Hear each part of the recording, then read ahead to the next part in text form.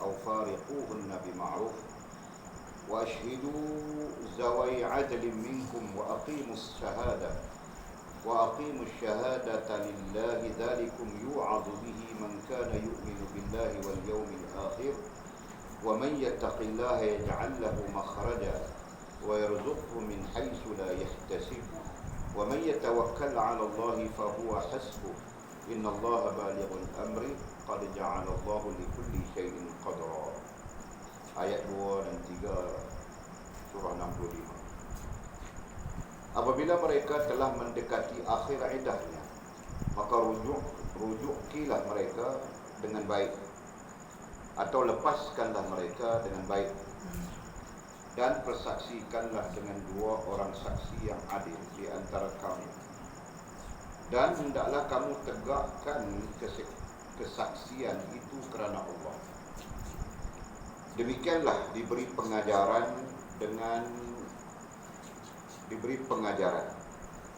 Dengan itu orang yang beriman kepada Allah dan hari akhirat.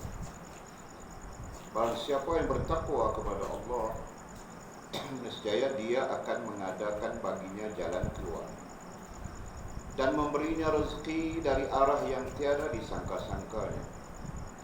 Dan barang siapa bertawakal kepada Allah, nescaya Allah akan mencukupkan, yakni keperluannya.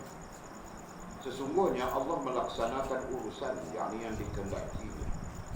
Sesungguhnya Allah telah mengadakan ketentuan bagi tiap-tiap sesuatu. Allah berfirman demikian tatkala hamba itu dalam keadaan senang dan damai.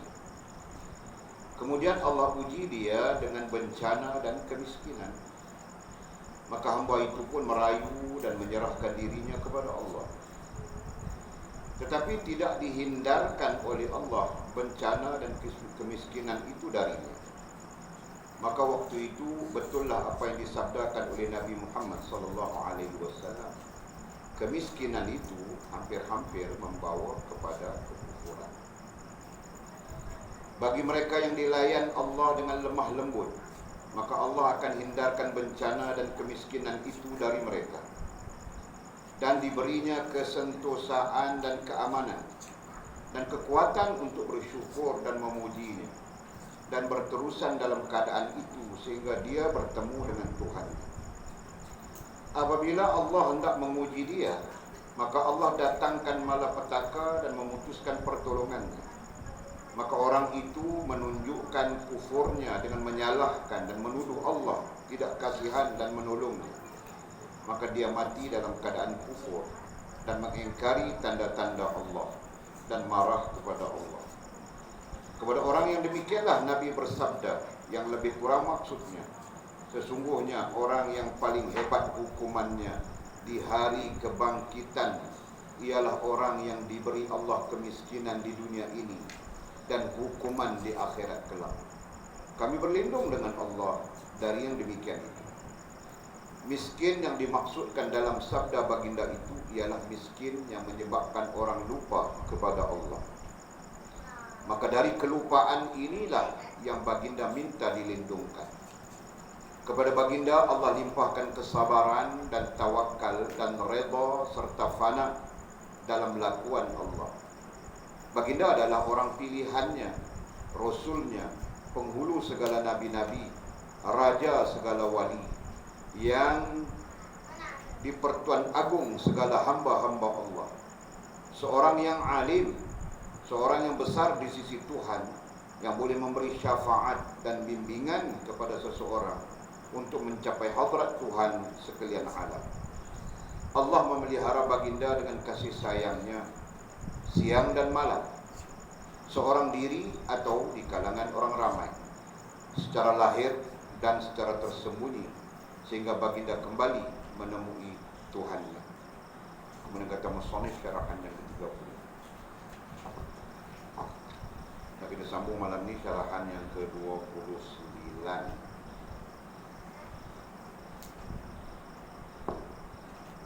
Sinopsis syarahan yang ke-29 ini sikit saja.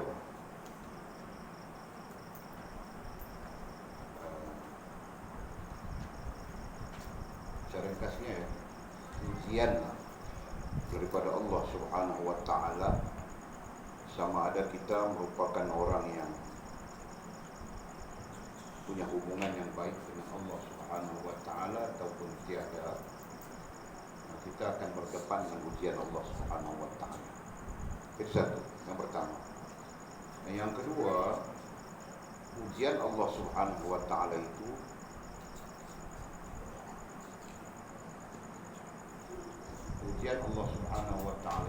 boleh menyebabkan kita semakin dekat dengan Allah Subhanahu wa taala atau semakin jauh dengan Allah Subhanahu wa taala. Nah, itu sinopsisnya secara ringkas ya, karena syarahan ini pendek. Okey, kita kaji. Kata musannif, Nabi Muhammad sallallahu alaihi wasallam bersabda, kemiskinan itu hampir-hampir membawa kepada kekufuran. Nah, hadis ini sifatnya mutasyabihat. Hadis ini sifatnya mutasyabihat, artinya subjektif, yang tidak ditentukan siapa dan bagaimana. Nah, itu dalam ulumul hadis, nanti kamu belajar. Ya. Okey. Jadi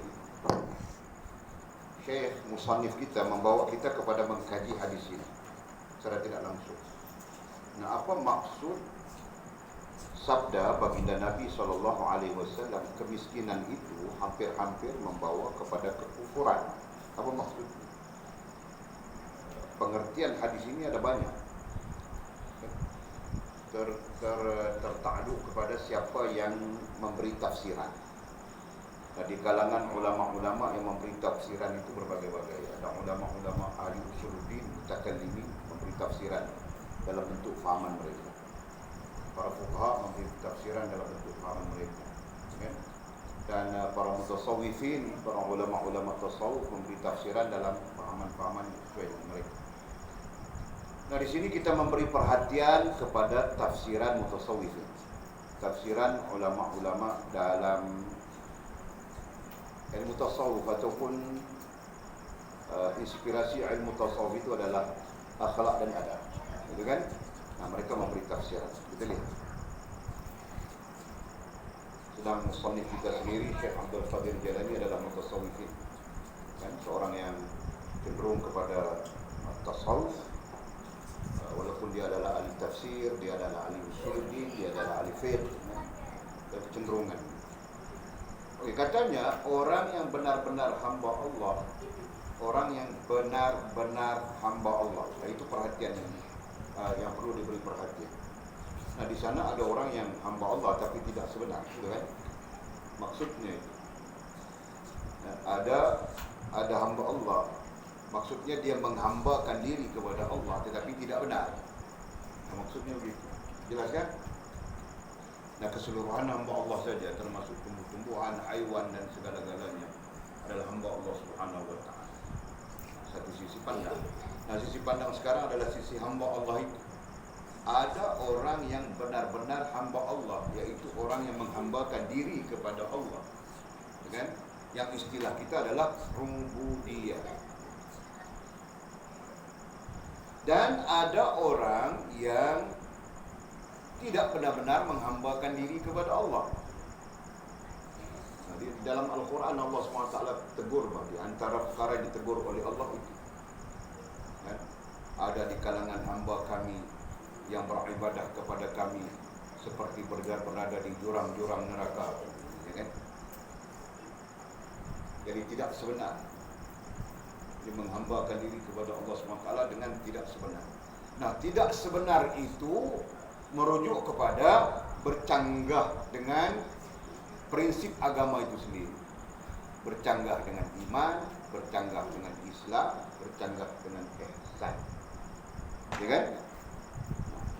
Jadi kalau kita perhatikan secara ilmiah, secara ilmu, nah kita perhati saja ya, bukan kita mau menghukum orang lain.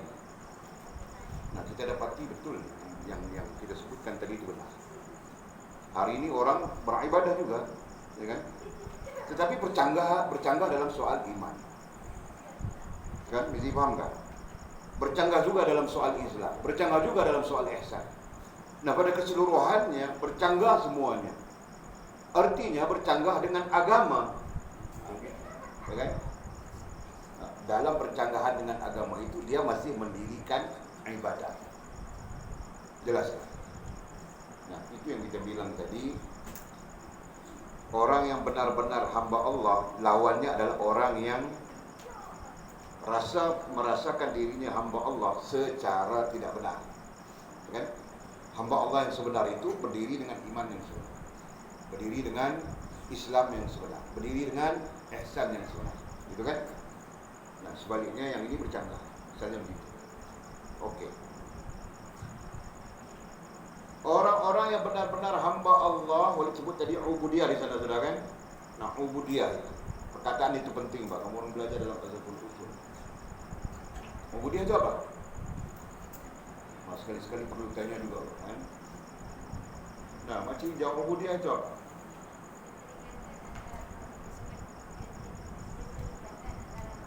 Pelan-pelan, jangan dalam kabut.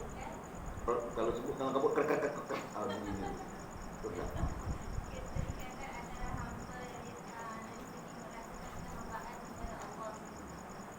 Lihat tu, lihat faham lah. Tambah sikit kalimatnya, keterikatan yang sempurna sebagai hamba dengan Tuhan, dengan Allah Subhanahu Wa Taala. Perkataan sempurna itu merujuk kepada yang betul, yang benar, ya kan? Okey, itu ubudiyah. Jadi orang yang benar hamba, orang yang benar hamba Allah itu adalah orang yang benar ubudiyahnya, gitu kan? Atau orang yang sempurna ubudiyahnya. Okey. Percaya yakin. Nah, Walid kurang menggunakan istilah percaya ya. Ini selalu disebut kepada kamu orang. Jadi kita apa ya? Kita satukan saja. Kita duakan kalimat itu. Percaya I-nya yakin. Jadi kalau percaya tidak yakin itu kan itu perangai kafir musyrikin Makkah. Kan?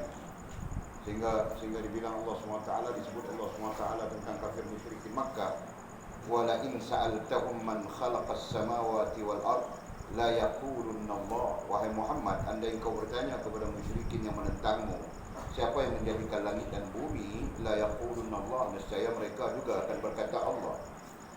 Ayat lain bilang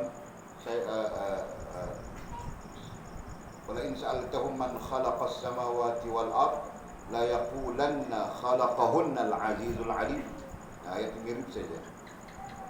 Kan? Jadi ini berarti orang-orang musyrikin yang menentang Nabi ketika itu juga percaya kepada Allah tapi tidak yakin. Nah, sampai-sampai kita bawakan hukum ini, keadaan ini dalam keadaan kita ramai yang percaya kepada Allah, ya kan? Tetapi tidak yakin. Bahkan kepercayaan itu mungkin saja dalam bentuk juz'iyat, juzuk tertentu. Hal ini mereka percaya. Hal nikah kahwin mereka percaya kepada Allah, ya kan? Hal apa lagi? Selain nikah kahwin apa? Kan? Contoh mudah, hal nikah kahwin mereka percaya kepada Allah. Hal-hal lain mereka tidak percaya kepada Allah Subhanahu Wa Taala. Itu kepercayaan. Nah, konsep ini dipertegaskan oleh kebanyakan ulama. Walaupun kita jarang-jarang jumpa, bahkan kadang-kadang ulama klasik kita menggunakan istilah percaya saja kan, tapi dipertegaskan. Nah, di sana ada perbezaan yang ketara antara percaya dengan yakin. Nah, kita belajar sudah dasar-dasar kepada keyakinan itu kita belajar sudah, ya kan? Antaranya adalah faham, betul kan? Di mana kau tahu? Dari mana kau tahu? Kau angguk saja.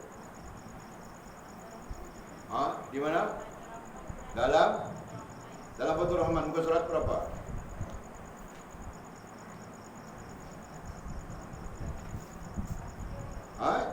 Tidak ingat muka suratnya? Nah, kau buka apa Fathur Rahman sekarang? Nah, itu dasar-dasar kepada keyakinan, bukan percaya. Pandai Banyu. Alhamdulillah. Kamu lihat anakku sekarang pandai sudah. Sekali lagi ku jual mahal.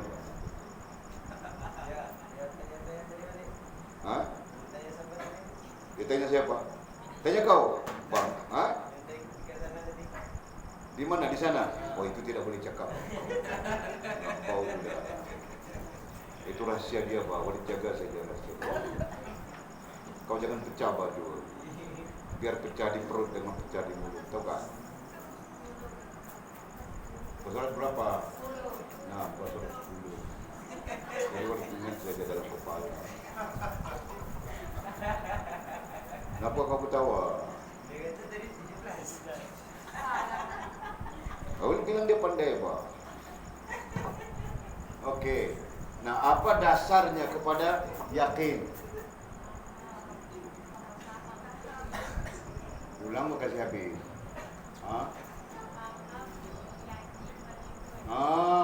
Itu dasarnya. Ya kan? Nah, yang namanya keyakinan itu dasarnya ada 3. Faham, yakin itu sendiri. Yakin yang pertama dengan akal. Kan? Yakin yang kedua, yang ketiga syuhud. Nah, syuhud itu dengan hati. Kombinasi akal dengan hati dibilang keyakinan. Itu iman. Ya kan? Jelas? Nah, kamu orang jangan teragak-agak lagi, tahu tak? Sekarang mau pegang saja. Mau jadi pegangan saja. Pahaman itu pegang terus. Nah, lepas ini kita tidak akan ulang-ulang lagi. Terus kita jalan saja. Jangan anjung, Pak. Lepas surat 17 bilang. Ada 17 mana? 17 cerita apa? Sama. Jadi betul, Pak. Siapa yang bilang salah? Boleh tidak bilang kau salah, Pak? Boleh bilang dia salah tak? Boleh bilang dia salah tak tadi? Siapa, Pak, kawan? Sikit pun boleh tidak bilang salah. Jadi kau jangan mau kecil-kecil hati. Okey. Nah, itu dasarnya. Nah, percaya apa dasarnya? Apa dasar percaya? Percaya tiada dasar, Pak. Faham tak? Nah, oleh kerana percaya itu tiada dasar, maka sebab itu para ulama kita menafikan bahawa percaya itu adalah iman. Salah. Faham tak? Nah, sebab itu kita perlu membetulkan, Pak. Apa istilahnya? Percaya. Asyhadu an la ilaha illallah. Apa istilahnya? Percaya Allah itu ada. Nah, percaya itu tidak boleh dipakai lagi. Itu peringkat kanak-kanak saja. Nah, peringkat kita apa? Yakin. Begitu. Jelas kan? Okey. Jadi katanya orang-orang yang benar-benar hamba Allah ayyubudiyah, percaya, yakin kepada Allah. Jadi boleh pakai perkataan yakin. Yakin kepada Allah Subhanahu wa taala. Nah, kenapa dia boleh yakin dengan Allah? Sebab dia faham, dia yakin dengan akalnya, kemudian dia syuhud dengan hatinya. Betul kan? Dan apa lagi? Menyerahkan semua hal dirinya kepada Allah. Nah, ketika itu apabila dia yakin, dia akan menyerahkan diri, semua hal dirinya kepada Allah. Dia akan menyerahkan semua hal dirinya kepada Allah. Ada 2 hal di sana. Apa? Rohaniyah dan jasmaniyah. Nah, sekarang kamu orang pandai. Tidak hari lagi pandai dari Walid, insyaAllah. Kan? Nah, menyerahkan semua hal dirinya, rohaniyah dan jasmaniyahnya kepada Allah Subhanahu wa taala. Nah, makna menyerahkan di sini bukan dia tidak fikir, bukan dia tidak merasakan, bukan dia tidak melakukan dengan anggota badannya, bukan. Makna menyerah di sini adalah tunduk kepada Allah Subhanahu wa taala. Tunduk patuh kepada Allah Subhanahu wa taala. Itu makna menyerah. Makna akalnya, hatinya, tingkah laku jasmaniahnya tunduk patuh kepada Allah Subhanahu wa taala. Itu makna menyerah. Jelas tak? Nah, hari ini orang banyak akal pun tidak tunduk patuh kepada Allah. Nah, kemudian tingkah laku laki-laki tidak tunduk patuh kepada Allah Subhanahu wa taala. Betul kan? Mudah-mudahan kita tidak termasuk. Cuma kita ada kelemahan saja, lewat sikit, lambat sikit, begitu begini. Kan? Okey. Percaya dengan kurniaan rezeki. Nah, tukar. Percaya ai yakin dengan kurniaan rezeki dari Allah. Nah, itu sebagai apa ya? Sebagai implikasi daripada iman, implikasi daripada yakin kepada Allah Subhanahu wa taala. Nah, sampai dalam hal rezeki pun dia yakin dengan kurniaan rezeki dari Allah. Kemudian disebut lagi dan yakin. Nah, sekarang dia pakai perkataan yakin. Ini terjemah ya, penterjemah yang menerjemahkan begini. Dan yakin bahawa apa sahaja yang ditetapkan oleh Allah kepadanya pasti ia dapat. Nah, itu keyakinan yang berupa implikasi dari yakin kepada Allah Subhanahu wa taala. Implikasi. Jadi apa? Dan yakin bahawa apa sahaja yang ditetapkan oleh Allah kepadanya pasti ia dapat. Nah, yang ia dapat itu adalah apa yang telah ditetapkan oleh Allah Subhanahu wa taala. Dan apa sahaja yang dihindarkan oleh Allah darinya, nah apa sahaja yang dihindarkan oleh Allah darinya pasti tidak ia dapat. Nah, itu keyakinan. Itu sebahagian daripada bentuk keyakinan yang merupakan implikasi daripada yakin dengan Allah Subhanahu wa taala yang kita bilang iman tadi. Jelas kan? Jadi yakin dengan kurniaan rezeki dari Allah dan yakin bahawa apa saja yang telah ditetapkan oleh Allah kepadanya pasti ia dapat. Kan? Dan apa saja yang dihindarkan oleh Allah darinya pasti ia tidak dapat. Nah, jadi hidup kita ini ada yang Allah tetapkan untuk kita. Nah, pasti kita dapat, pasti berlaku kepada kita. Dan ada juga apa yang Allah hindarkan daripada kita. Nah, itu kita tidak dapat atau berlaku kepada kita. Nah, sebab itu kau inginkan itu, kau inginkan ini, kau inginkan itu. Ada yang kau dapat dan ada yang kau tidak dapat. Jelas kan? Nah, kadang-kadang yang kau tidak inginkan itu yang kau dapat. Faham tak? Siapa yang inginkan demam? Siapa yang inginkan begitu, ingin tiada kan? Tiada orang yang inginkan sakit kan? Nah, kau akan dapat juga apa namanya sakit, gitu kan? Boleh faham tak? Jadi ada lagi orang bilang, adakah orang menginginkan rindu? Itu kita kena tanya Abang Arif kita, dia yang tahu. Kan? Adakah orang yang menginginkan rindu? Boleh terbaca semalam Syekh Jalaluddin Ar-Rumi dalam syair. Dia bilang, orang yang punya hubungan dengan Allah Subhanahu wa taala menginginkan rindu. Namanya begitu. Maksudnya sentiasa orang yang ada hubungan dengan Allah merindui Allah Subhanahu wa taala. Bahkan jika dia tidak merindui, dia cari-cari saja mau merindu dan dia menginginkan rindu. Kau orang boleh faham guys istilah menginginkan rindu. Nah, nanti kau menginginkan rindu, kau menjemput rindu. Nah, bila ada keinginan, nah di sana kita akan menjemput rindu, tahu tak? Nah, kita bawa rindu itu masuk ke dalam diri kita, dalam akal, dalam hati kita. Mengenang-enang saja di RTMS itu ada seorang baku geram, saya tengok dia kan handsome, kan?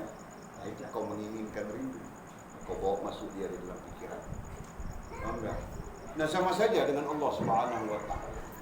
Nah, kau menginginkan rindu dengan Allah, maka kau membawa masuk Allah dalam pikiranmu, dalam hatimu, dan kau menyebut-nyebut nama.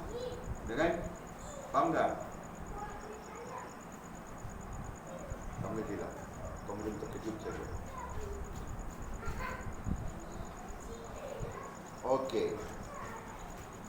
Firman Allah Subhanahu wa taala, musannif Syekhuna Syekh Abdul Qadir Jalali rahimahullah taala merujukkan kita kepada firman Allah di atas kenyataannya. Dia memberikan kita kenyataan bahwa di atas itu kan orang yang yakin dengan Allah akan menyerahkan semua hal dirinya kepada Allah, rohani dan jasmani. Nah, orang yang yakin kepada Allah tadi implikasinya yakin dengan kurniaan rezeki daripada Allah dan yakin bahawa Allah mendatangkan kepadanya apa-apa yang telah ditetapkan dan menghindarkan daripadanya apa-apa yang dia tidak dapat, misalnya begitu kan. Nah, itu keyakinannya. Dia mendatangkan firman Allah ini sebagai rujukan kita. Nah, sebenarnya firman Allah ini yang menjadi rujukan kita itu sedikit saja. Pertengahan ayat mana? Wa may yattaqillaha yaj'al lahu makhraja. Di situ rujukan kita.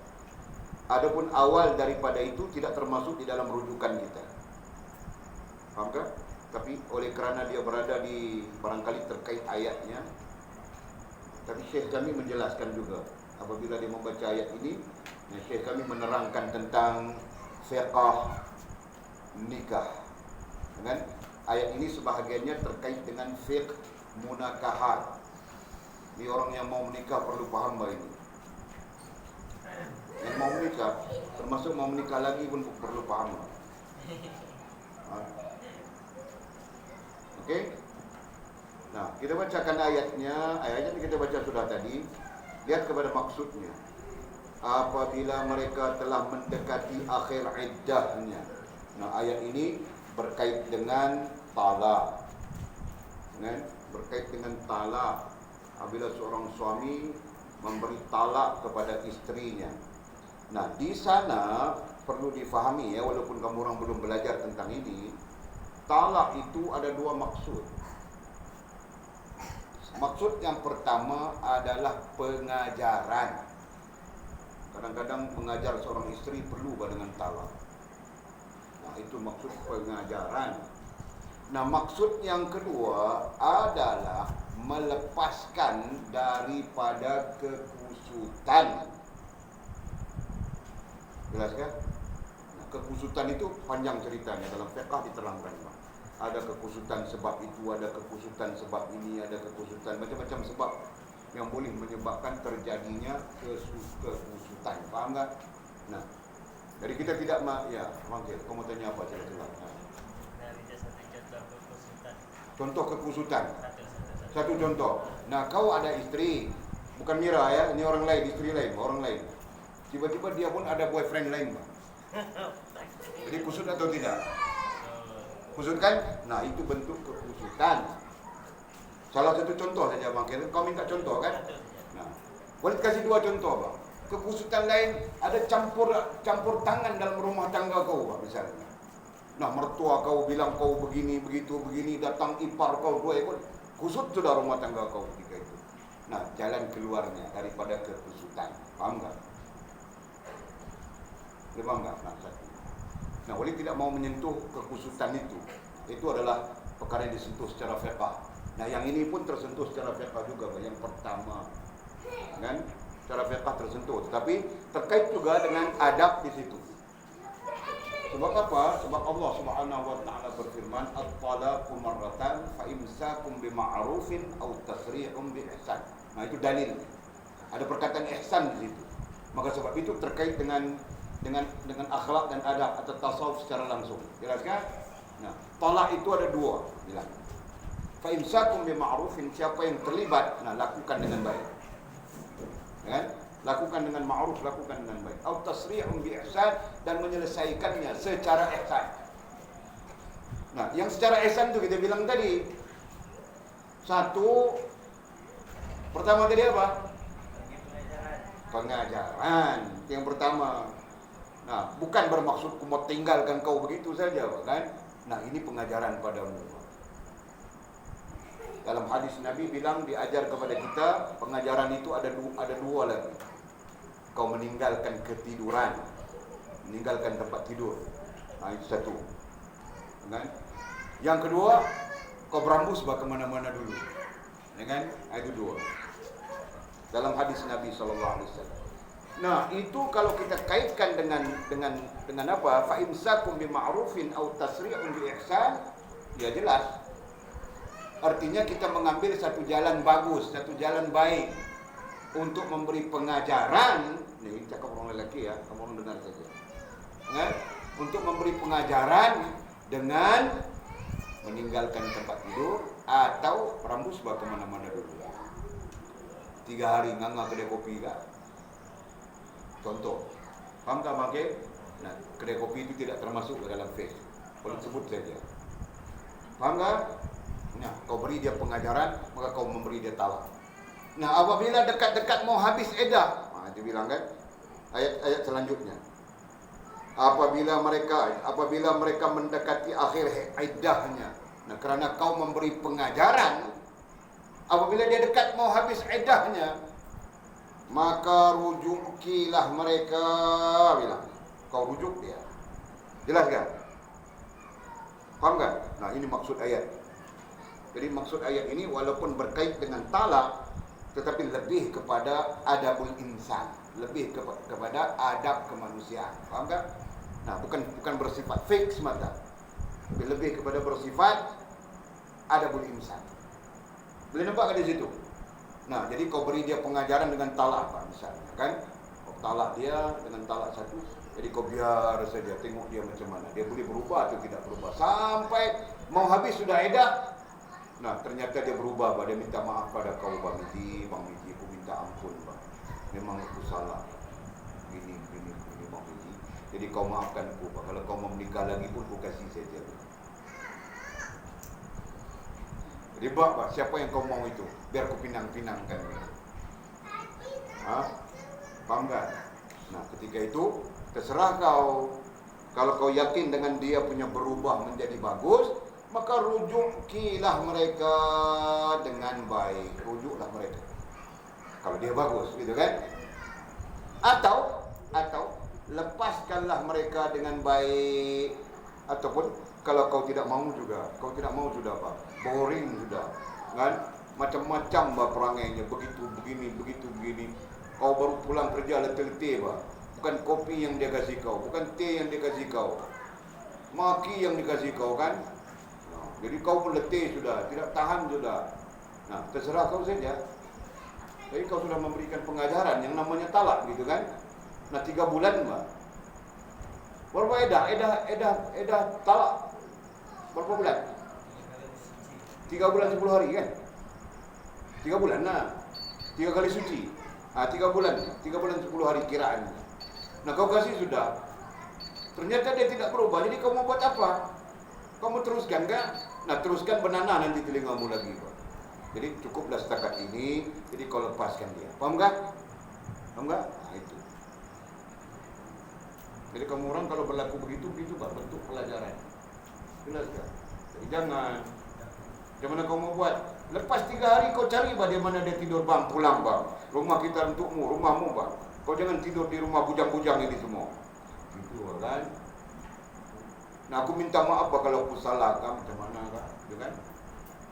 Jadi perempuan, ini psikologi juga, Pak. Orang perempuan kena ringan dengan meminta maaf. Ini psikologi. Dan senjata untuk mengalahkan orang lelaki adalah dengan minta maaf. Aku kasih tahu terus, Pak, anakku juga nih. Kamu orang cemburu kenapa? Itu caranya. Jadi kau jangan teming-teming, paham tak? Nah, nanti suamimu teming, si Jamal itu teming, marah, kau pun teming juga. Antar aku balik rumah mak bapak aku. Mak bapak aku pun tidak pernah kasih aku makan ikan masin saja. Hari-hari mereka kasih aku makan sup. Ini kasih aku makan ikan masin. Antar. Jangan, Pak. Nah, sabar. Yang itu. Nah, kalau si Jamal itu aku cakap dengan dia, Bang Jamal. Aku ini sebenarnya tidak boleh makan ikan masin kerana aku ada darah tinggi. Kau bilang gitu, Pak. Jelas kan? Ini kau pumpang buat apa? Nanti dia akan menggunakan ilmu ini, Pak. Ini ilmu fiqh kan? Nah, dia guna ini untuk mengajarmu. Nah, dia tinggal kau, Pak, 3 bulan. 3 bulan dia tidak pulang. Nah, 3 bulan dia tidak pulang. Macam mana? Kau air mata saja kan? Nah, lagi-lagi anak kau ada sampai 20 orang, kau mau kepung semuanya. Macam mana? Faham tak? Ya, Jul.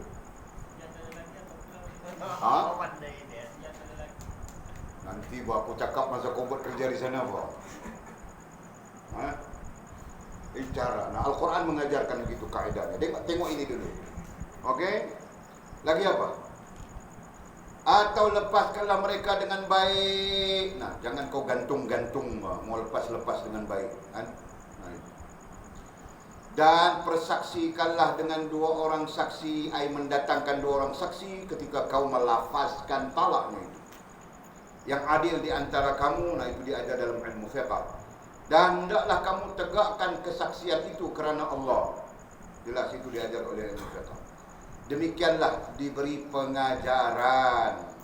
Demikianlah itulah diberi cara pengajaran, cara mengajar.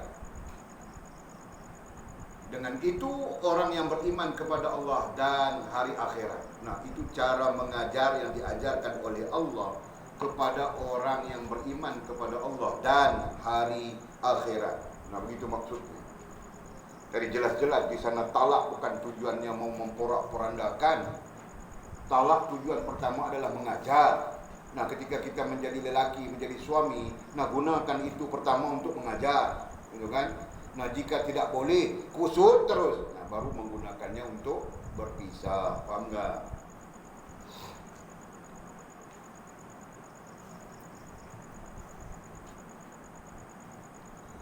Barang siapa yang bertakwa kepada Allah. Nah, di sini ayatnya.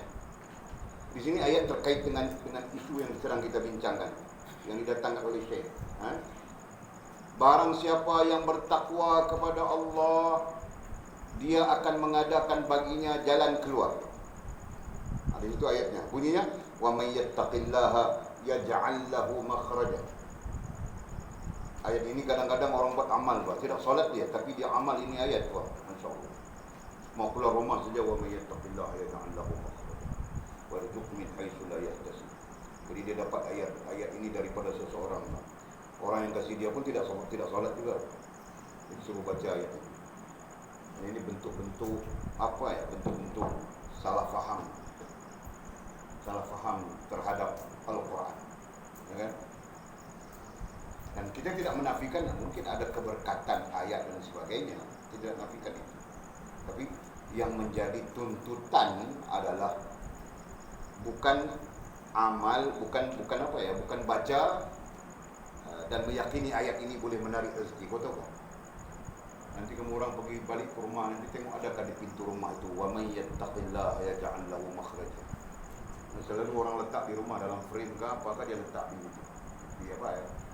di dalam rumah betul-betul pintu. Bilangnya nanti dia boleh tarik rezeki masuk. Pusing-pusing rezeki. Nah, ayat itu tarik rezeki. Ya kan? Adakah Maki? Pernah nampak tak? Di depan pintu dia letak ayatul kursi. Di atas pintu. Ya. Selalu rumah orang Melayu gitu kan.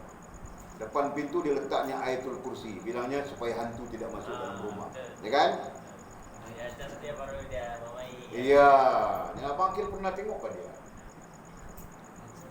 Nah, itu sebahagian daripada fahaman. Yang pada walid fahaman ini salah. Tidak menepati prinsip Al-Quran. Faham tak? Betul tak? Ayat Quran itu boleh tarik rezeki? Tidak. Yang memberi rezeki itu tetap Allah Subhanahu wa taala, bukan ayat ini. Betul tak? Ayat ini boleh menghalau hantu misalnya. Hantu tidak masuk dalam rumah. Salah.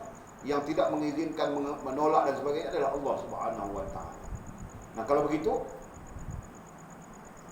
kenapa hantu tidak masuk dalam rumah? Yang dalam rumah itu lebih dari hantu. Kan? Macam mana rezeki mau masuk dalam rumah? Dalam rumah itu penuh dengan hal-hal yang bertentangan dengan Allah Subhanahu wa taala. Misalnya, nah ayat ini menjelaskan. Kan? Jadi katanya apa? Barang siapa wa may yattaqillah, barang siapa yang bertakwa kepada Allah. Nah, bertakwa kita belajar sudah. Jelas kan? Nah, dasar kepada takwa. Istilah takwa itu apa? Kau satu saja kamu bilang. Pada diri saja. Betul bah. Kau malas mau sebut semuanya.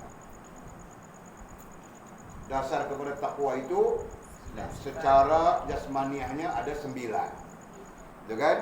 Nah, secara rohaniahnya ada 1. Jadi Mizi sebut satu saja bahagiannya tadi, rohani apa. Dia malas mau sebut yang 9 lagi. Nah, kamu orang ingatkah semua 9 itu? Nah, itu bertakwa. Jelas kan? Jadi itu syaratnya. Jadi kalau dia bilang di sini, barang siapa yang bertakwa. Nah, barang siapa yang ada 9 sifat jasmaniah itu dan ada 1 sifat rohaniah itu. Ya kan? Nah, itu baru orang yang bertakwa. Kepada Allah, nescaya dia akan mengadakan baginya jalan keluar. Dia akan mengadakan baginya ai yang bertakwa. Baginya ai yang bertakwa. Artinya apa? Artinya Allah Subhanahu wa taala akan mengadakan jalan keluar bagi orang yang ada pada dirinya takwa. Nah, gitu. Jadi kalau sempit, dia akan bagi jalan keluar, dia lapangkan jalan. Kalau susah, dia akan senangkan, begitu. Ya kan? Kalau sakit, dia akan ringankan dan sebagainya. Itu berjalan keluar. Paham tak? Syaratnya apa? Takwa. Yang kita perjelas sudah secara dasar. Kan? Takwa itu 1 rohaniyah, 9 jasmaniyah. Sebut semua sudah. Okey. Dan katanya, dan memberinya rezeki dari arah yang tiada disangka-sangka. Nah, kenapa yang selalu manusia sempit itu adalah rezeki? Betul kan? Yang selalu hamba-hamba Allah merasakan kesempitan adalah soal rezeki. Betul kan? Soal lain kita kurang baru rasa sempit. Kan begini kan? Tiada bini, kau rasa sempit kan? Tiada kan? Belum sampai masanya, begitu kan? Nah, kamu orang rasa sempit kan? Tiada suami, tiada kan? Nah, belum lagi, belum sampai masanya. Tapi kalau sudah sampai masanya akan rasa sempit saja. Nah, Allah akan kasih kau jalan keluar, betul kan? Siapa boleh buat? Tiada siapa yang boleh buat. Okey. Dan memberinya rezeki dari arah yang tiada disangka-sangkanya. Dan barang siapa yang bertawakal. Nah, tawakal itu salah satu sifat di dalam takwa. Betul kan? Nah, tawakal ini boleh perjelas sudah kepada kamu orang. Satu sisi takwa itu artinya berhubungan dengan Allah Subhanahu wa taala. Okey. Dan barang siapa yang bertawakal. Nah, tawakal itu berhubungan dengan Allah. Kau mungkin jauh saja, tersasar saja. Nah, sekarang kau balik berhubungan dengan Allah. Itu tawakal. Okay? Dan barang siapa yang bertawakal kepada Allah, nescaya Allah akan mencukupkan. Allah akan mencukupkan, yakni keperluannya. Nah, apa saja keperluanmu? Selama mana tidak bercanggah dengan Allah Subhanahu wa taala dan Rasul, Allah akan mencukupkan. Para ulama menafsirkan ayat ini dengan mengatakan sama ada Allah mencukupkannya dengan mendatangkan apa yang kau mahukan, kan? Mencapai apa yang kau mahukan, atau mencampakkan rasa ketenangan di dalam dirimu meskipun tidak apa yang kau perlukan itu tidak dapat. Ayat tafsiran As-Sawi, Imam As-Sawi rahimahullah. Kitabnya ada di rumah. Bukan di rumah, di dom orang perempuan. Tidak tahu kitab-kitab di orang buat apa. Jadi harap dia membaca. Kalau tahu Sila dia suka baca kitab. Dia baca.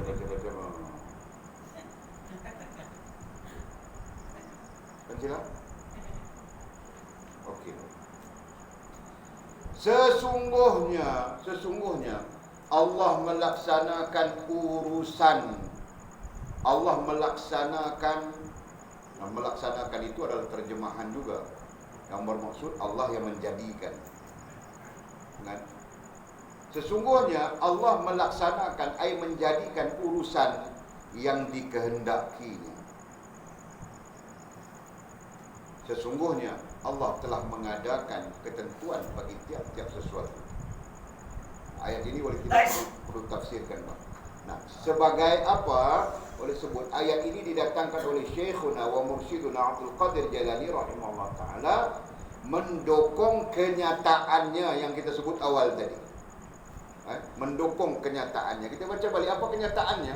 Orang yang benar-benar hamba Allah, yakin dia kepada Allah, menyerahkan semua hal dirinya kepada Allah, tidak pernah dia ragu, tidak pernah dia risau, tidak pernah dia bimbang, kan? Yakin dengan kurniaan rezeki dari Allah.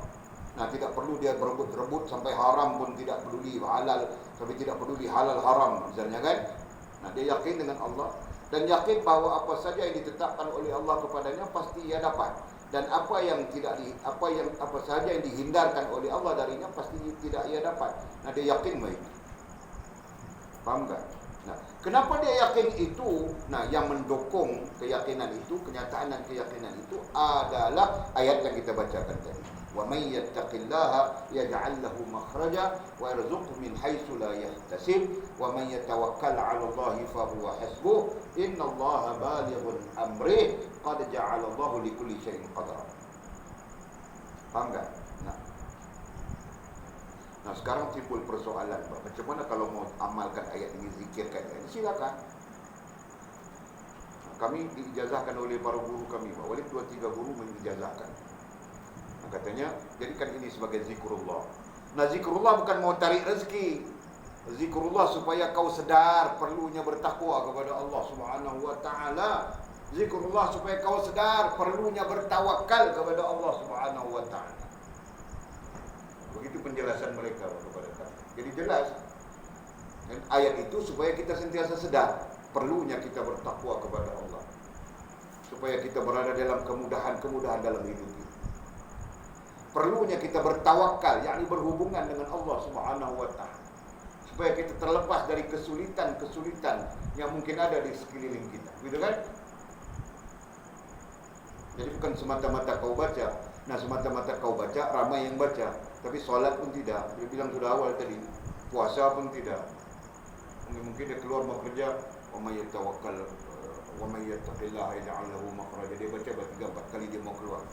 Nah, sampai di dalam kebun getah, dia terlepas menoreh, dia masak Maggi bulan puasa. Makan Maggi dalam kebun getah. Dia bilang alhamdulillah Allah hantar rezeki. Wa may yattaqillaha. Ya kan? Jadi salah faham ini yang berbahaya. Kan? Nah, hakikatnya takwa kepada Allah, tawakal kepada Allah adalah kunci daripada kepayahan hidup. Nah, ulama bilang begitu. Bukan ayatnya, tapi takwa dan tawakal. Jelas kan? Ya, silakan. Dalam situasi yang kita buat satu perusahaan, kalau kita tahu betul juga, kita bertawakal. Cuba ulang. Kalau kita mau buat satu perusahaan dalam hidup kita, yang mana kita tak tahu betul tidak, kesalahan yang Allah tidak, dan kita perlu bertawakal. Betul. Kita bawa kereta lagi. Fikirkan ni ada hal ni, buat lagi. Kita kena bertawakal. konsep kita faham macam ni. Konsep dia tawakal itu tidak memisahkan kita daripada peraturan, peradaban dan tarik dan cara. Dia tak akan memisahkan. Contoh, kalaulah kata kita membelah seekor lembu, jadi peraturannya adalah kita kena tambat, kena ikat, baru kita boleh declare itu lembu kita. Peraturan itu tidak akan orang panggil apa? Tak akan terlepas daripada tawakal itu. Walaupun kita ada dua cara. Kita buat mana kita nak. Kita nak pergi sekolah, kita nak pergi sekolah. Untuk cari ilmu, sebab ada ilmu kita boleh pergi sekolah. Ada disiplin dia, tapi kita tak nak pergi sekolah. Jadi kita kata kita tak nak pergi sekolah. Tawakal dia. Dan kita kena bertawakal yang kita tak pergi sekolah. Dan dapat ilmu. Saya faham daripada sini macam ni. Sebab isu-isu ni adalah isu subjektif. Okay? Kita faham macam ni. Ketika sahabat bertanya kepada Nabi SAW, ya Rasulullah, kaifat tawakal? Macam mana tawakal? Sahabat tanya dalam bentuk pertanyaan yang ada 2-3 persoalan di situ. Bagaimana tawakal? Tawakal itu apa? Kan? Jadi Nabi SAW dia kali sebelah kanan, kali sebelah kiri, tak ada, dia kali belakang, dia nampak unta. Kan? Dia kata, hal ibil lak, apakah unta ini milikmu? Dia kata, na'am.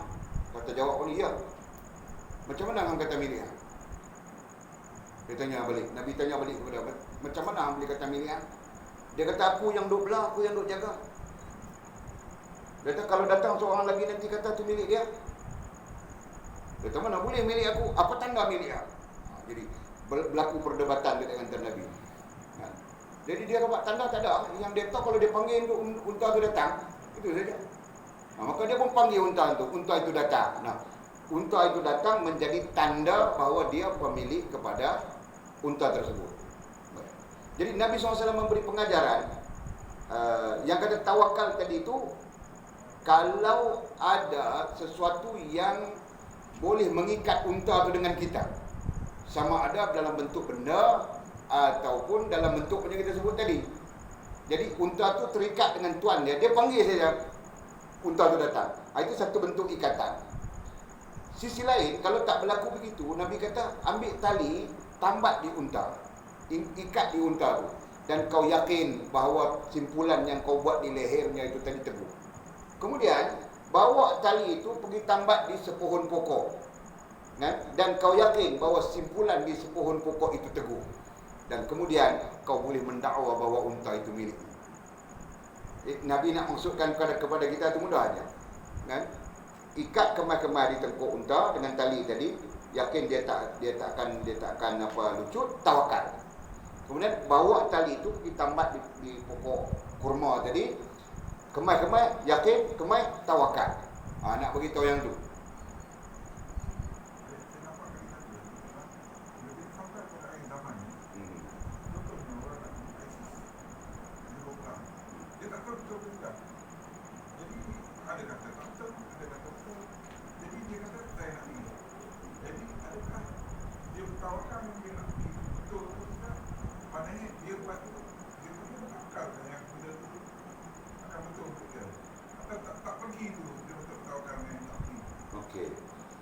Jadi kita berdepan dengan satu persoalan antara betul dengan tidak, tak pasti. Maksudnya begitulah kan. Kita tak pasti yang itu betul tak tidak.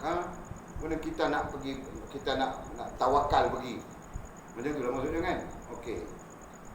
Isu ni diperdebatkan oleh kebanyakan ulama ikhwan muslimin. Kalau tak silap saya dalam ta'lim, apa nama ta'lim sudah? Risalah Ta'lim. Ada satu kitab, ada translation. Risalah Ta'lim, di mana sepakat para ulama Mesir, khususnya ulama Azhar, mengaitkan isu macam mana kata tadi, isu perang tadi tu. Kan, isu perang. Contohnya macam Palestin. Kan? Palestin di tengah berperang. Jadi kita ni nak support dia misalnya katakan. Kan? Mungkin fatwa itu terkait dengan orang-orang di Mesir. Okay. Jadi kita nak support Palestin ni. Jadi perlukah kita pergi support dia? Itu persoalan pertama. Soalan yang kedua, kalau kita nak pergi, memadai dah kita bertawakal kepada Allah, kita pergi macam tu. Itu perkara yang dia perbincangkan. Sebab nak kaitkan dengan kalau mati syahid tadi. Kan? Jadi ulama-ulama Azhar mengatakan kalau kita pergi itu kerana Palestin, salah. Tapi kalau kita pergi itu kerana Al-Aqsa, itu betul. Dan yang kedua, kita pergi dengan tawakal kepada Allah, dan tawakal itu sah. Itu fatwa yang diberikan. Benda-benda macam tu dia tak spesifik. Syariat dalam bentuk yang tak spesifik itu, dia perlu kepada fatwa. Fatwa yang ada dalam risalah ta'lim macam tu. Cuba banyak keterkaitan dia lah. Kan? Dia ada banyak. Jadi kita sebagai orang kata apa, ahli ilmu kecil-kecil ni, kita sandar kepada tu lah, dan kita tak tahu nak apa. Cuma kita duk berbahas ni konsep tawakal tu perlu kepada ikhtiar atau tidak. Hak tu saja setakat yang yang umum. Jadi kita tetap mengatakan bahawa tawakal itu tidak memisahkan kita daripada ikhtiar. Itu muktamad dia. Jangan ikhtiar tidak lepas itu tawakal. Kan? Sebab ikhtiar itu dia punya tali temalinya terkait dengan izin. Kita dah bahas sudah dulu kan. Jadi Allah Subhanahu wa taala bersifat mencipta dan terhubung dengan kita ini adalah izin daripada Allah, namanya izin, daripada kita namanya ikhtiar. Boleh pun konsep itu mudah faham, no? Alhamdulillah. Jadi kau tawakal apa, kau ikhtiar pun tiada, paling tidak kau ikhtiar doa. Nah, maksudnya apa saja yang tersabit dengan hal yang kita tawakal itu, jika ada bentuk ikhtiarnya perlu ikhtiar. Faham tak? Nah, kau sakit, kau perlu makan ubat, itu ikhtiarnya kan? Kau tidak mau makan ubat, tawakal saja. Aku tawakal kepada Allah, aku tawakal kepada Allah, aku tawakal saja, bah. Nah, jadi itu salah. Bentuk tawakal yang salah. Faham tak? Nah, bentuk tawakal yang betul apa? Jangan pisahkan dengan ikhtiar. Nah, perlu ada ikhtiar pada situ. Apa? Makan obat. Betul kan? Ya kan? Faham? Jadi sila sakit perut, makan obat. Jangan payah makan obat. Nah, contohnya begitu. Faham tak? Faham tak, Biji? Jom, Anjung? Faham tak? Kena ikhtiar.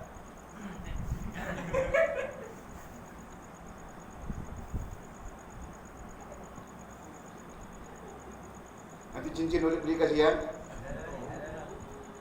Ha? Ada sudah? Okey. Nah, habis sudah. Jadi ayat tadi sangat-sangat memberi kefahaman kepada kita dalam hal apa? Dalam hal, kalau kita bincang spesifiknya di sini, dalam hal Allah Subhanahu wa taala memberikan rezeki, kan? Topik besarnya, poinnya masuk dalam sinopsis ya. Poin syarahan yang ke-29 adalah berkaitan dengan rezeki. Nah, itu sinopsis. Kan? Jadi macam mana kita mau memudahkan urusan hidup kita, khususnya dalam soal rezeki ini? Sebagian ulama berkata rezeki itu bukan sesuatu, bukan apa ya, bukan dalam bentuk makanan. Rezeki itu umum, kan? Termasuk sihatmu adalah rezeki, isteri yang baik adalah rezeki, kenderaan yang bagus adalah rezeki, kan? Dan sebagainya. Jadi rezeki itu umum. Nah, boleh tidak membincangkan keumuman rezeki itu. Nah, boleh spesifikkan dia. Katakan rezeki itu adalah keperluan-keperluan hidupmu yang bersifat apa? Bersifat pokok gitu kan. Nah, jadi untuk memudahkan keperluan-keperluan dalam hidup kita, syaratnya adalah takwa kepada Allah, ya kan? Dan tawakal kepada Allah Subhanahu wa taala. Yang kita sebut sudah secara jelas bahwa tawakal itu tidak memisahkan dengan ikhtiar, tidak dipisahkan dengan ikhtiar. Nah, bertakwa kepada Allah, berikhtiar dan tawakal. Jadi seolah-olahnya begitu struktur, ya kan? Nah, Allah akan mendatangkan rezeki kepadamu, kemudahan dalam hidupmu dan sebagainya. Ya kan? Nah, alhamdulillah. Nah, kalau mau perhatikan, walaupun tidak kaya saja, tapi rezeki ada saja. Cuma tidak kaya saja itu kan. Nah, Walid kalau kaya pun tidak boleh, Bang. Kalau kaya mungkin Walid tidak mengajar kamu orang.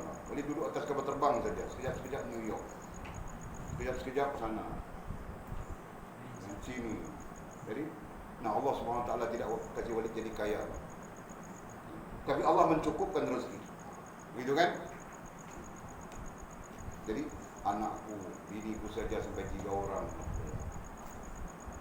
Anakku lagi, anak orang lagi. Belah saja. Sekarang anak kambing pun kebelah lagi, tahu tak? Kan? Betul? Anak lembu pun kita belah.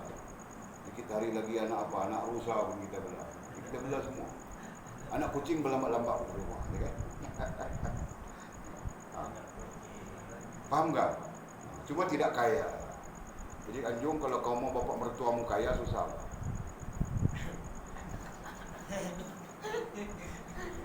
Karena bapak mertuamu tidak kaya begitu. Okey, faham sudah kita. Mudah-mudahan ya Allah jadikanlah ini ilmu yang tetap bagi kami. Ya, kita pun kadang-kadang keliru saja. Kita pun kadang-kadang macam tidak yakin saja rezeki itu Allah kasih kita kan. Kadang-kadang kita punya kelemahan tersendiri, pikir kita dan sebagainya. Nah, sekarang jelas sudah kita khitobkan.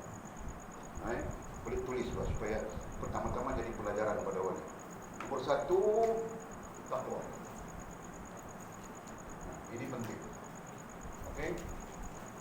Tengahnya adalah ikhtiar yang diizinkan oleh Allah. Dan kemudiannya tawakal.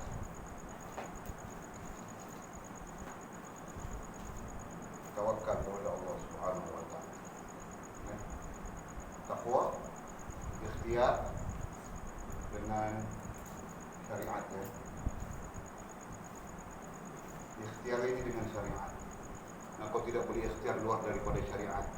Jadi kau ikhtiar juga menurut nombor ekor. Salah kan? Ada orang ikhtiar juga Pak. Dia duduk di kedai kopi, dia tulis saja nombor 5629. 5962. 52669. Dia pusing. Kan? Lepas itu dia pergi beli Pak. Dia bilang aku ikhtiar sudah, mudah-mudahan Allah kasih rezeki. Bismillahirrahmanirrahim. Kan? Nah, ini tidak dengan syariat. Kan? Nah, tidak dengan syariat.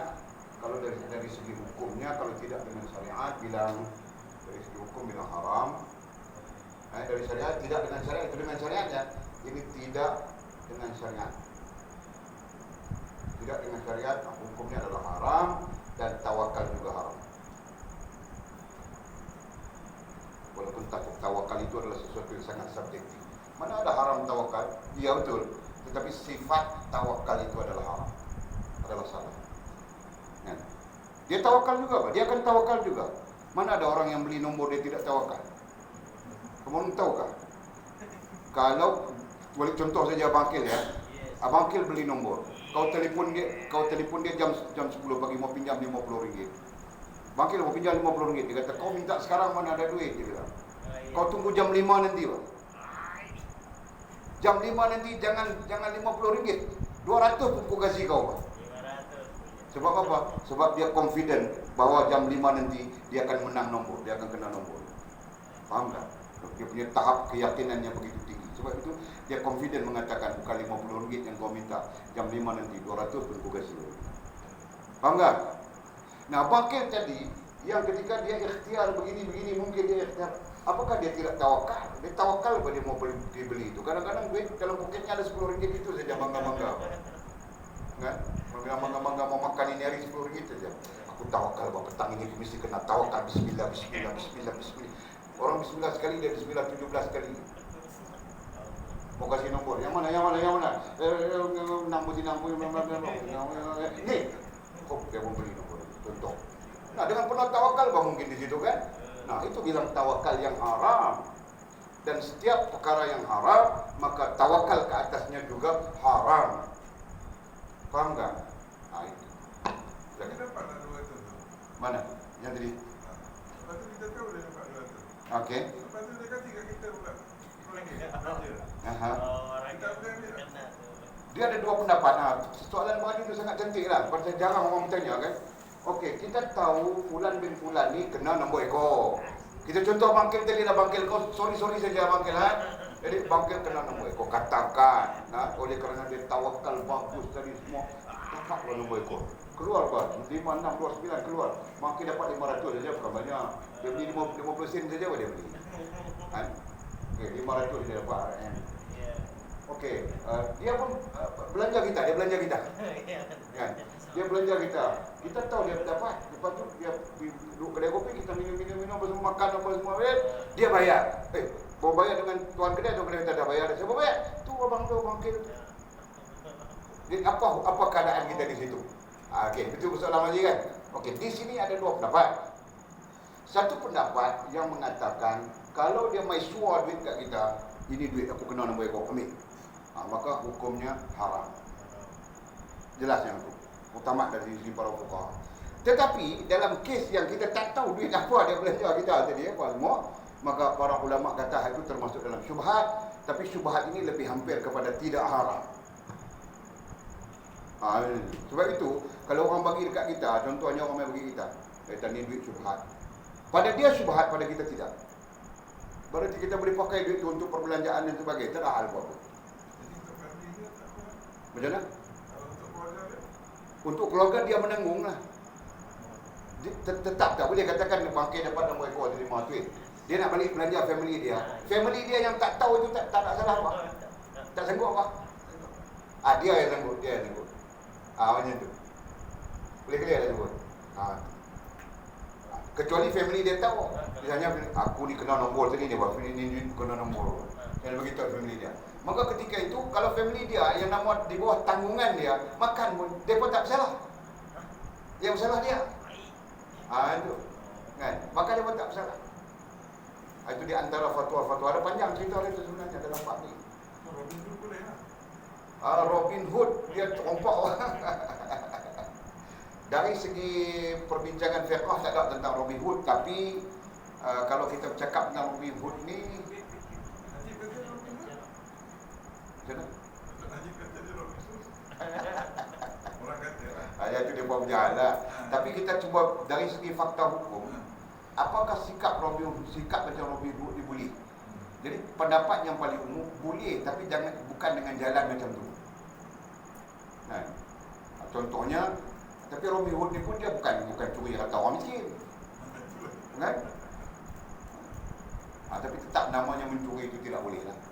Jadi kalau kita setuju malam ni bangkit pergi jadi Robin Hood pula, pelari kambing mana-mana, awak main kat kita pula. Itu keadaannya kan. Lagi saya call balik penegak.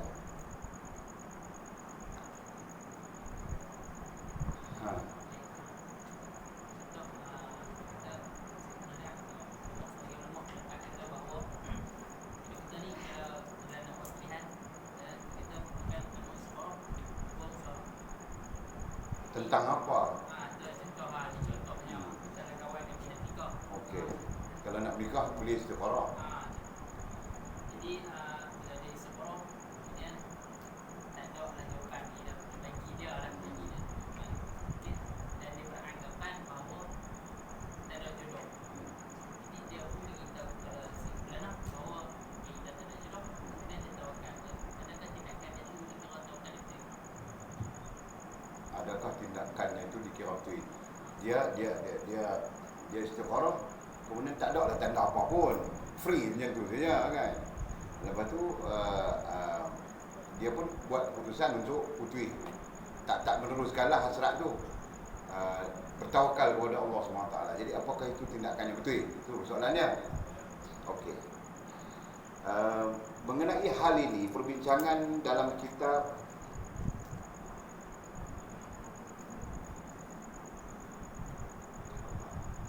Ibn Qayyim Jauziyah juga apa namanya? Madarijus Salikin. Kan? Dalam kitab Madarijus Salikin, isu dia kurang lebih macam tu lah. Kan? Jadi persoalan dia di sana, apakah istikharahnya itu benar? Apakah istikharahnya itu benar? Itu soalannya pertama. Ya. Sekiranya istikharah itu benar, maka sekalipun dia tak hadir dalam bentuk lain, dia akan ada bentuk berat hati. Dia ada bentuk berat hati. Faham tak maksudnya? Nah, sekiranya bentuk berat hati, katakan dia berat hati kepada tak mau, maka tak ada hal. Maka itu memadai lah istikharah tu, berdalilkan dengan dalil, tidak rugi orang yang beristikharah, kata Nabi SAW. Kan? Berarti tak ada hal sebenarnya. Jadi tawakal itu boleh pakai, tak boleh pakai, boleh pakai. Macam itulah maksudnya. Ingat. Nah, kecuali dia berat hati nak, tapi tawakal lah, tinggal tak mau. Itu salah. Itu salah. Kata para ulama, sekiranya kali pertama kita buat berat hati begitu, lepas tu kita beristikharah untuk yang lain, kita tak akan merasakan apa-apa lagi. Faham maksudnya itu? Ingat. Sebab itu dalam perkara istikharah pun jangan buat main-main. Nama kata istikharah itu tidak boleh kita bermain-main. Dia mesti ada berat hati atau berat hati menerima atau berat hati menolak. Dia mesti ada. Ya kan? Dengan syarat benar istikharah lah. Nah, salah satu sifat benar istikharah adalah kita berada dalam situasi yang 50-50. Itu salah satu sifat benar istikharah. Nah, kalau 70% no, ketik-ketik dah. 30% lagi ada Nah, itu tak benar lagi istikharah. Sebab istikharah itu sifatnya adalah 50-50. Bahasa terjemahannya begitu. Boleh tak? Boleh takut nak istikharah. Satu benda. Nak serius. Satu benda. Contoh Walid nak mama kan. Boleh takut nak istikharah. Boleh kira Walid nak kan. Kira apa tu? Takut bila istikharah sakit. Tak jadi blog. Modal habis banyak dah. Okay? Oh, jadi tak boleh. Bukan tak percaya, tapi takut. Nah, kaum orang akan berada di situasi Walid juga pada ni. Mau istikharah, tiada, serahkan. Allah ya Allah, malam ni kita bincang isu yang agak jauh kan daripada kita. Okey, tak ada masalah, bagus. Ada orang takut. Oh, masya-Allah. Okey, kita tengok sikit apa nama ni, apa Syekh kata pada ayat. Allah berfirman demikian. Ini komentar Syekh, komentar musyrik kita sendiri yang Abdul Jalani rahimahullah taala. Apa katanya? Allah berfirman demikian, tak kala hamba itu dalam keadaan senang dan damai. Firman Allah ini ditujukan kepada hamba-hambanya yang dalam keadaan senang dan damai. Apa maksudnya? Hamba-hambanya yang keadaan senang dan damai berhubungan dengannya. Nah, itu. Jadi hamba-hamba Allah Subhanahu wa taala yang berhubungan dengan Allah dan mereka merasa senang dan damai. Apa dalilnya? Dalilnya ala tatma'innal qulub illa bi dzikrillah. Tidak ada yang menenangkan hati melainkan dengan mengingati Allah. Maka orang yang berhubungan dengan Allah Subhanahu wa taala akan merasa senang dan damai. Jelas kan? Nah, itu maksud. Okey. Kemudian Allah uji dia dengan bencana dan kemiskinan. Nah, kemudian ketika dia tenang, senang, damai bersama Allah SWT, nah di sana nantinya mungkin Allah mendatangkan bencana, ujian dalam bentuk yang mungkin kemiskinan. Gitu kan? Maka hamba itu pun merayu dan menyerahkan dirinya kepada Allah. Jadi hamba itu tadi keadaannya akan merayu dan menyerahkan dirinya kepada Allah. Nah, kalau dia benar begitu, kalau dia betul begitu, faham tak? Tetapi tidak dihindarkan oleh Allah bencana dan kemiskinan itu darinya. Pun begitu, Allah atas nama mengujinya, atas nama menguji hamba itu, tidak menghindarkan bencana dan kemiskinan itu darinya. Allah tidak hindarkan. Maka waktu itu betullah apa yang disabdakan oleh Nabi Muhammad SAW. Ketika itulah apa yang Nabi SAW sabdakan itu boleh terjadi. Apa yang Nabi SAW sabdakan itu boleh terjadi. Apa? Kemiskinan itu hampir-hampir membawa kekufuran. Faham?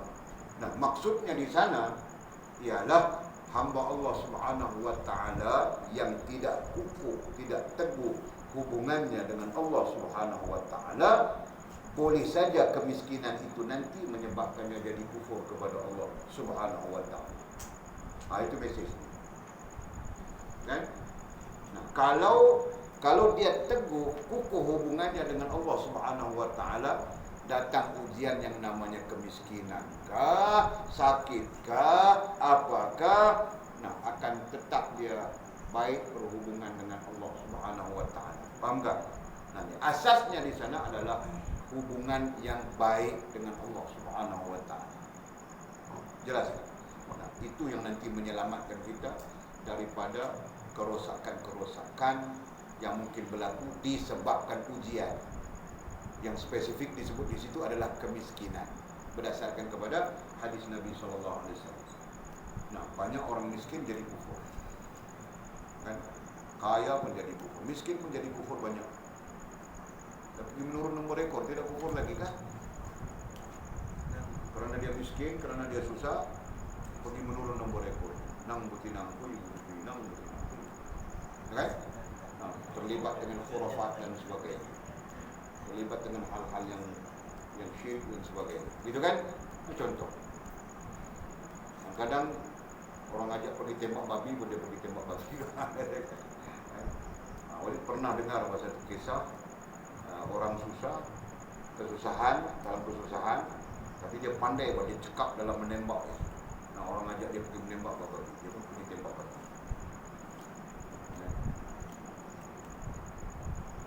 Jadi sampai begitu kan? Misalnya kan? Okay. Kita boleh cop dia orang kafir. Ha? Cop dia orang kafir. Cop siapa? Orang yang macam tadi kata, yang membuat-buat kesalahan bertentangan dengan syariat, tembak bagi dia. Tak boleh cop kafir kan? Tapi kufur. Mengkafirkan itu kerja Allah. Tapi dia sifat-sifat kufur. Kufur itu sifat, kafir itu hukum. Kafir itu hukum. Kafir itu boleh dijatuhkan oleh Allah, Rasul, dan dalam Islam ni qadhi saja. Yang dalam Islam lah qadhi. Kufur itu sifat, macam munafik lah. Orang yang boleh menjatuhkan hukum munafik itu Allah, Rasul, dan qadhi. Kan? Manakala kita orang-orang awam ni kita boleh sebut sebagai sifat munafik. Kita kata sebenarnya sifat munafik itu nifak. Nifak itu sifat bagi munafik. Macam kufur itu sifat bagi kafir. Sifat kita boleh sebut. Kan? Sebab kita kena kita kena terlepas daripada sifat menghukum. Itu tak boleh. Sebab siapa yang berkata kepada fulan bin fulan seorang fulan bin kafir, berarti dia menghukum orang seorang itu kafir. Kalau orang itu tak kafir, kafir itu balik kepada dia. Dan demikian juga kalau dia menghukum seorang itu munafik, kalau orang itu tidak munafik, nifak itu balik kepada dia, munafik itu balik kepada dia. Itu. Jadi kita bimbang-bimbangi kawan-kawan macam itu. Jadi menghukum itu tidak boleh. Menyatakan sifat itu dibenarkan. Kan? Jangan buat macam ni, ini sifat-sifat kafir ni misalnya. Contohnya macam tu. Istilah itu saja beza. Mudah-mudahan Allah selamatkan kita. Okey, kita habiskan ayat ini. Habis sudah kan? Habis. Jadi maksud yang jelasnya hubungan yang kukuh dengan Allah SWT nantinya menyelamatkan kita daripada ujian-ujian. Termasuk ujian kemiskinan. Bukan ujian itu tidak berlaku, ujian tetap akan berlaku. Faham tak? Nah, yang maksudnya di sana adalah kita selamat daripada kufur dengan sebab ujian kemiskinan, ujian kepayahan dan sebagainya. Nah, itu penting. Faham tak? Berapa ramai orang yang boleh jadi kufur. Bercerai rumah tangga saja jadi kufur juga. Ada tak? Kan? Bercerai rumah tangga jadi kufur juga. Mula pergi cari bomoh siang, bomohkan suaminya. Betul kan? Dan macam-macam keadaan. Nanti kamu orang akan berada di tengah suasana orang dewasa. Nah, kamu orang boleh lihat sendiri perangai-perangai manusia. Dan yang kesimpulannya itulah bentuk kekufuran kepada Allah Subhanahu Wa Taala. Faham tak? Okey, kita berhenti di situ. Wallahu a'lam bishawab. Besok kita sambung, besok kita baca dua kitab Indonesia. Hari ini letih. Ini sakit orat juga. Jul sakit pinggang juga. Anjung pun sakit pinggang. Nah, ada pertanyaan kah?